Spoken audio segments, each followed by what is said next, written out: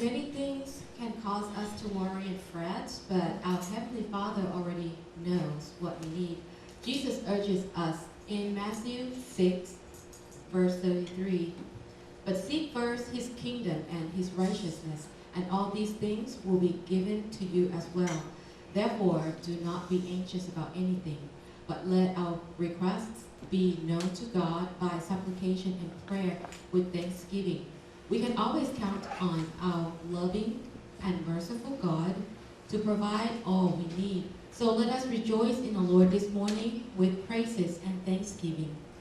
อรุณสวัสดิ์ค่ะพี่น้องที่รักทุกท่านเป็นความยินดีอย่างยิ่งที่ท่านได้เข้าร่วมนมัสการพระเจ้ากับเราในวันของพระองค์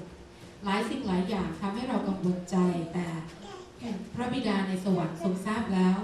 ว่าเราต้องการอะไรพระเยซูกำชับเราในแมทธิวบทที่6ข้อ33แต่จงแสวงหาอาณาจักรและความชอบธรรมของพระองค์ก่อนแล้วพระองค์จะประทานสิ่งทั้งปวงเหล่านี้ให้แก่ท่านด้วยเพราะฉะนั้นอย่าวิตกกังวลกับสิ่งใดๆแต่ทูลต่อพระเจ้าด้วยการอธิษฐานและการวิงวอนขอบพระคุณเราวางใจได้เสมอว่าพระบิดาผู้ทรงเปรียบด้วยความรักและเมตตา